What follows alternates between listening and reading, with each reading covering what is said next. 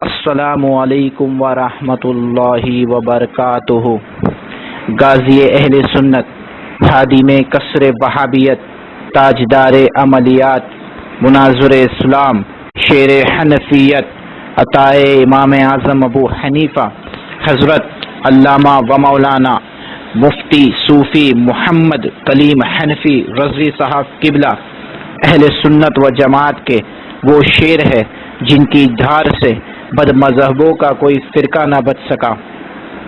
28 فروری 2016 کو رائے پور شہر میں حضور صوفی صاحب قبلہ کے پاس وہاں کے لوگوں نے ایک شیعہ کو پکڑ کر لایا جو پورے شہر میں لوگوں کے ذہنوں میں وسوسے پیدا کر کے لوگوں کو گمراہ کر رہا تھا۔ حضرت سے اس کی 1.5 گھنٹے تک بات ہوئی اور ان 1.5 گھنٹوں میں ہی وہ لاجواب لاچار ہو کر بھاگنے پر مجبور ہو گیا۔ تو اس 1.5 گھنٹوں میں سے کچھ حصے کی ریکارڈنگ خود حضرت نے کی ہے اور جو ہم تک پہنچی اور ہم آپ تک پہنچا رہے ہیں۔ یہ ویڈیو 2 ریکارڈنگ کو جوڑ کر بنائی گئی ہے۔ آپ حضرات اسے سماعت فرمائیں۔ آپ نے اتنے مجمع کے سامنے کہا کہ حضرت رسول اللہ صلی اللہ علیہ وسلم کے بعد سب سے افضل۔ ارے بھائی عقیدہ آپ نے گیتا رامائن سے بنایا یا قرآن حدیث سے بنایا؟ عقیدے کے لیے کیا چاہیے؟ اب کوئی قرآن سے دلیل دو نا جی، پھر کہیں گے نہیں صاحب میں نے جوش عقیدت میں بول دیا۔ جوش عقیدت میں ہوش عقیدت میں کھوئیے نا بھائی۔ آپ کی زبان میں بے فیض ترجمان سے یہ لفظ نکلا، بافیض ترجمان بھی نہیں بول سکتا نا میں۔ ہاں بولیے، قرآن سے قیاسی ہے، ہاں پھر کیا ہے؟ حدیث سے۔ ہاں بتائیے ہماری کتاب کا۔ امام مہدی کا نزول ہوگا تو حضرت عیسیٰ بھی تشریف لائیں گے۔ تو مطلب آپ لوگ نزول عیسیٰ کے منکر ہیں، حضرت عیسیٰ علیہ السلام کے نزول کے منکر ہیں آپ، تو پھر ابھی اس میں کون سا اختلاف ہو گیا ہمارا آپ کا؟ اور وہ اہل بیت پاک سے ہوں گے امام مہدی رضی اللہ تعالیٰ، ہم ان کے لیے بھی علیہ السلام نہیں بولتے ہیں، ہم ان کے لیے بھی علیہ السلام نہیں بولتے۔ دیکھو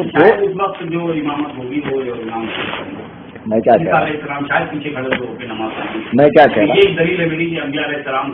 کیا اچھا میں ایک بات بتا دوں آپ کو، اگر امام مہدی نے امامت کر لی اور حضرت عیسیٰ مقتدی بن گئے تو اس سے اب یہ قیاس کرنا کہ امتی نبی سے افضل ہو گیا، تو 17 نمازیں ابو بکر کے پیچھے رسول اللہ نے پڑھی ہے تو ابو بکر کو تو رسول اللہ سے افضل ہو جانا چاہیے۔ تو یہ کون سی دلیل ہو گئی یار؟ مقتدی تو کوئی کسی کا بھی بن جاتا ہے بھائی، نماز کا امام بن جانا اس کو امامت کبریٰ کا حامل نہیں کر دیں گے۔ امامت کبریٰ الگ ہے، امامت صغریٰ الگ ہے۔ اب مخمل میں ٹاٹ کا پیون کہاں لگا رہے ہیں؟ حجت بنگالہ میں آپ سے یہی تو کہہ رہا ہوں۔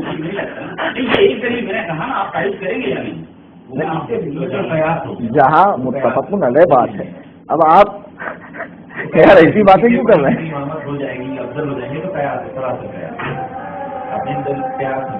اگر پیچھے نماز پڑھنے سے تو 17 نمازیں رسول اللہ نے ابو بکر کے پیچھے پڑھی نا؟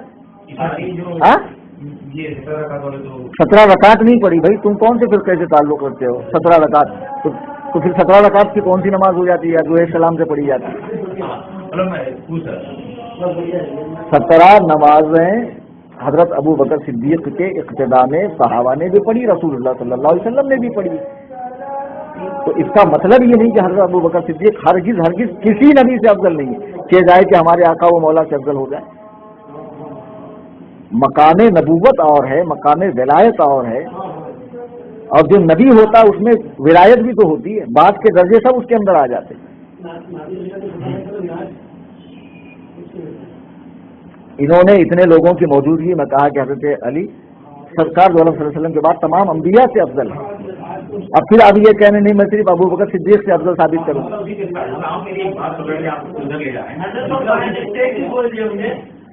اچھا حضرت ابو بکر ہی سے افضل ثابت کر دیں، وہ ہماری کتاب سے نا، تو میں ان کو صبح قیامت تک کا وقت دے رہا ہوں، اور میں آپ کو ایک نصیحت کر رہا ہوں کہ ان سے آپ کی اگر مراسم ہیں मरासिम रखें, आप कारोबारी लेन देन रखें, तमाम बातें। मजहबी उमूर पर, मजहबी मामलात पे आपको बहस करने का हक नहीं है। आप तकरीर में, आप सामने तशरीफ लाएं, तकरीर में इंशाअल्लाह इस उन्वान पर मैं गुफ्तगू करूंगा। थोड़ा सा मेरे को एक और डाउट है। हाँ, जैसे ये बोलते हैं हमारी किताब, अपनी किताब जैसे बुखारी शरीफ है, हाँ, ये इसमें जो अपन रिवायत लेते हैं, ये इनकी किताबों में जो रिवायत है वो हजरत अबू तालिब की है या उनके करीबियों की? हजरत जो हजरत अबू तालिब नहीं, अबू तालिब, अबू तालिब, हाँ जी, यानी हजरत के प्यारे रसूल के साथ हमेशा रहे। तो बोले किसकी रिवायत आप मानोगे? जो अल्लाह के रसूल के साथ हमेशा रहे, उनको देखे, उनकी मानोगे कि हजरत अबू हुरैरा रज़ियल्लाहु ताला जो बाद आए उनकी रिवायत को मानोगे? तो हजरत अबू हुरैरा रज़ियल्लाहु ताला अन्हु ने रसूलुल्लाह सल्लल्लाहु अलैहि वसल्लम को देखा है या नहीं देखा, जमाना पाया है या नहीं पाया? तो आखिरी तीन, अच्छा हदीस कहते किसको हैं? हदीस की तारीफ करेंगे आप? नहीं, हमारे नजदीक हदीस कहते हैं रसूलुल्लाह सल्लल्लाहु अलैहि वसल्लम के कौल को, हर कौल को, रसूलुल्लाह सल्लल्लाहु अलैहि वसल्लम के हर फेल को, रसूलुल्लाह सल्लल्लाहु अलैहि वसल्लम के जाती औसाफ को।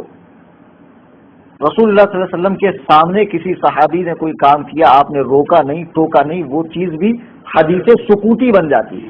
हदीस तकरीरी, फेली, कौली और साथी सुकूती, ठीक है। तो हजरत अबू हुरैरा रज़ियल्लाहु ताला ने बकौल इनके 3 साल का जमाना पाया। तो 3 साल में अय्याम कितने होते?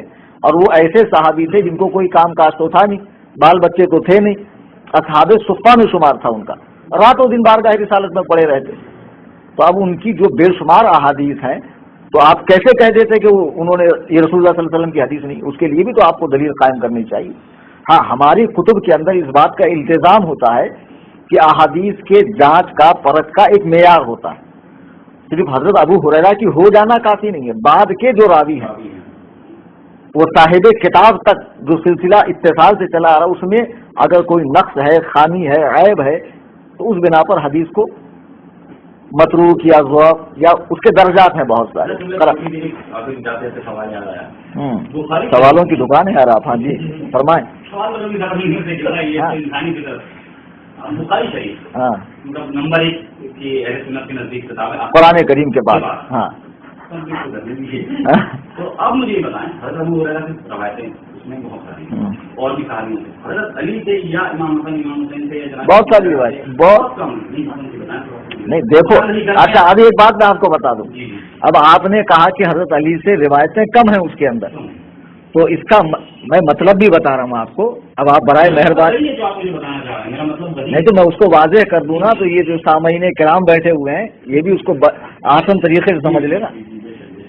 आप तो दबे ढके छुपे लफ्जों में बहुत कुछ बोल जाते हैं। असल में ऐसा है, ये फरमाना ये चाह रहे हैं कि जब रिवायतें कम है तो गोया अहले सुन्नत के नज़दीक उनके मर्तबे में कुछ कमी आ गई। मैं एक मजे की बात आपको बता दूं कि अहले सुन्नत व जमात तमाम अंबिया के बाद सबसे अफजल अबू बकर सिद्दीक को मानते हैं। उन्हीं की रिवायत हजरत अली से भी कम है, उनसे टोटल हदीसें 17 रिवायत, टोटल हदीसें। देखो अब उसका नहीं, बहुत ज्यादा है। कौन से नहीं, बुखारी शरीफ में अबू बकर ही की रिवायत कितनी? मैंने तो पूरी कुतुबे सियाह में बताया आपको। कुतुबे सियाह व गैर सियाह में टोटल हदीसें 17 है। अब देखो, ये कोई मेयार नहीं है कि हदीसें कम रिवायत है तो गोया उनका मर्तबा कम हो। अब बताओ, जब हम हजरत अबू बकर को उनसे अफजल मानते तो उनकी रिवायतें कम है। हजरत अबू हुरैरा एक ऐसे सहाबी थे जो रोजो शब बारगाह रिसालत के हाजिर बाश थे, उनको सिवाय रसूलुल्लाह के कलाम सुनने का कोई काम था ही नहीं। कभी कुछ आ गया, कोई माल सदक़े का या कुछ माले गनीमत वगैरह, उसमें से खा लिया, वरना बिल्ली से खेलते रहते थे और रसूलुल्लाह के बारगाह में हाजिर रहते थे। और वो जो रिवायतें हैं उनकी, वो नमाज के ताल्लुक से, अहकाम के ताल्लुक से, हिजाब के ताल्लुक से, इन चीज़ों के ताल्लुक से, तो इसमें कब से आपको इख्तलाफ होने लगा? तबीयत की बात है, ये अहले बैत पाक के लिए इस किस्म की सोच रखते हैं और बिल्कुल रखना चाहिए। अब ये भी आप सोचें कि रसूलुल्लाह सल्लल्लाहु अलैहि वसल्लम ने जो आखिरी सांस ली वो किसके गोद में ली? हज़रत सैयदा आयशा सिद्दीक़ा रज़ियल्लाहु ताला गोद में। आपका मदफन क्या बना? हुजरा आयशा बना। आपके बगल में कौन लेटे? अबू बकर और उमर लेटे, और क़यामत तक के लिए लेटे हुए। और आपको शायद ये बात नहीं मालूम कि हुजूर फरमाते आदमी वहीं दफन होता जहां की मिट्टी से वो बनाया जाता। अब सरकार दो आलम सल्लल्लाहु अलैहि वसल्लम जहां आपका मदफन शरीफ हुआ, अंबिया उस हिस्से से منبر تک کے حصے کو سرکار نے کیا قرار دیا؟ جنت کے ٹکڑوں میں سے ایک ٹکڑا کا، جنت کے ٹکڑوں میں سے ایک ٹکڑا. اور انبیاء کرام جتنے ہیں سب کے سب جنتی مٹی سے بنائے گئے اور ان کی مٹی میں کوثر و تسنیم کا پانی ڈالا گیا. اسی لیے انبیاء کرام کے اجسام پاک پر مکھی نہیں بیٹھتی، جو نہیں پیدا ہوتی، مچھر نہیں بیٹھتے، پسینے میں بدبو نہیں آتی، خوشبو آتی. اب حضور جہاں دفن ہے وہیں ابو بکر و عمر دفن ہے. آپ یہ سوچے وہ کس مٹی سے بنے؟ ارے بھائی قرآن کی آیت ہے نا یار، اس میں کوئی حدیث بھی نہیں ہے. منہا خلقناکم وفیہا نعیدکم ومنہا نخرجکم تارۃ اخری، ہم نے تمہیں اس مٹی سے بنایا، اسی میں لے جائیں گے، اسی سے اٹھائیں گے. تو بھائی حضرت علی اس مٹی سے کیوں نہیں بنے؟ تو ایسی تو بے شمار چیزیں ہیں. اور یہ قیاس ایسا بھی نہیں ہے کہ کوئی بہت بھونڈا قیاس ہے، یہ تو اتنا معقولیت پسند ہے اور اتنا زیادہ قرین قیاس ہے یہ باتیں کہ ہر کوئی ذی عقل اس کو سمجھے گا. خیر آپ کے ذمہ جو ہم نے کام رکھا ہے اسے آپ انجام دیں. یہ لو اب حدیثیں یار، اب ہم نماز نہیں پڑھے، ہم لوگ تھوڑی مغربین ظہرین عصرین کرتے ہیں.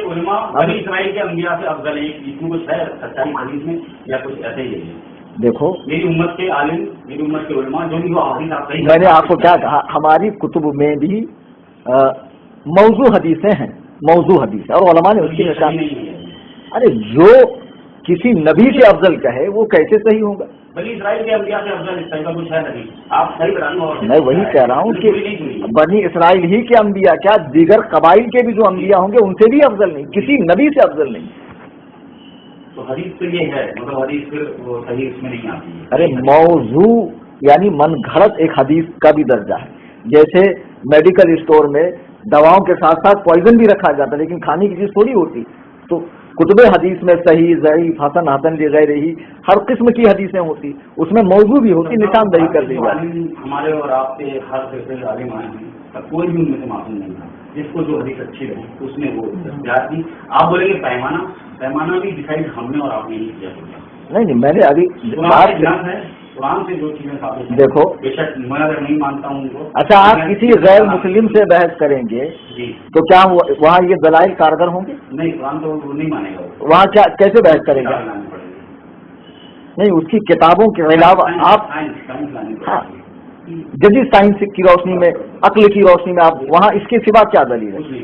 اب ظاہر سی بات ہے آپ قادیانی سے بحث کریں گے، قادیانی، تو وہاں قرآن کریم ہی پورا مرکز ہوگا اصل گفتگو کا. اور اسی طریقے سے آپ اہل حدیث سے بات کریں گے، چونکہ وہ حدیث کو حجت مانتے ہیں تو ان سے حدیث و قرآن کی روشنی میں بات ہوگی. اور اس طریقے سے اہل قرآن وہ تو حدیث کو مانتے ہی نہیں ہیں، تو ان سے صرف قرآن کی روشنی میں بات ہوگی. اب اہل تشیع قرآن کو مانتے ہیں، ٹھیک ہے نا، بقول آپ کے. تو آپ سے میں قرآن ہی کی روشنی میں بات کر رہا ہوں. آپ اس میں کہاں جا رہے ہیں کہ وہ حدیثوں پہ کیسے ہم مان لیں، ایسے کر لیں ویسے کر لیں. میں نے آپ کو حدیث ماننے کہاں مجبور کیا.